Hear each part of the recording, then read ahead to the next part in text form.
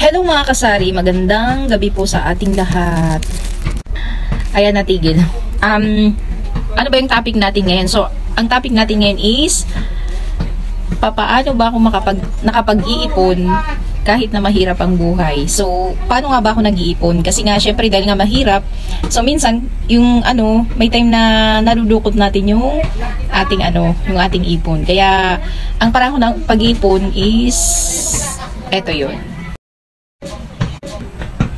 So before nagtry ako na mag-ipon, gamit lang yung mga katulad nating nakikita ko sa ating mga kapwa natin sari-sari store owner na nag-iipon sila sa mga jar, sa mga garapon or sa na pwedeng paglagyan. So ako, hindi effective yun sa akin dahil nga marami tayong pinagbabudgetan.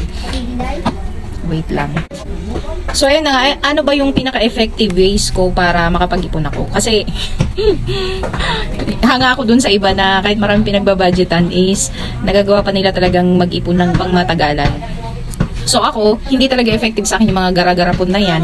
Kaya eto, para dun sa mga kasari natin na nahihirapan din na mag-ipon na katulad ko, alam nyo ba na yung pinaka-effective ways ko ng pag-iipon is ganito, para hindi mo agad madukot-dukot. Kasi kahit na yung asawa ko mag-ipon, kapag nakita ko yan na may na may alkansya, yun, kinukuha ko rin. So guys, ito na, i-share ko na sa inyo. Pero hindi kasi ito pwede, hindi ito appropriate sa mga sa mga syudad, sa mga sari-sari store na nasa sentro. So ako, ito na yung sinasabi ko sa inyo. Alam niyo ba kung ano yun? May babuyan ako. Yun yung yung paraan ko ng pag-iipon na hindi ko talaga siya magagalaw. Na kahit anong gustuin ko man, kahit kapos na kapos ako, hindi ko naman pwedeng ibenta yung baboy na hindi pa nasa nasa tamang buwan.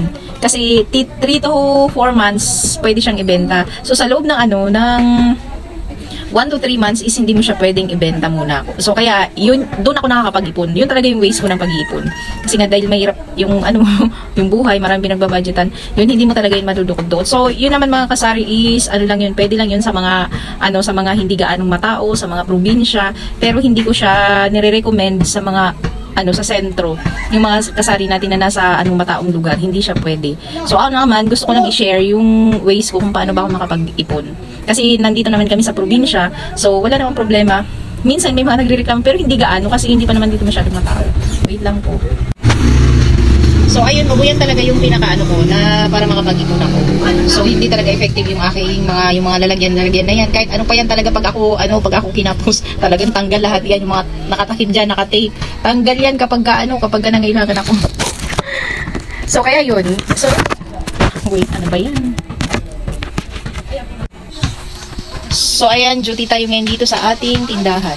Kaya naisipan kong mag-vlog kasi naman naisipan kong mag-vlog dahil nga dumadagdag na yung ating subscribers. Ano ba yan? Subscribers pala. So yun. Kaya sabi ko mag-vlog ako kasi kasi may mga supporters naman tayo dyan. So thank you so much sa inyo guys, sa mga nanonood. Thank you so much. And ikaw na nanonood ngayon, napanood mo tong video na to. So sana paki-like and subscribe na rin para updated po kayo sa mga videos ko. So ito yung status ng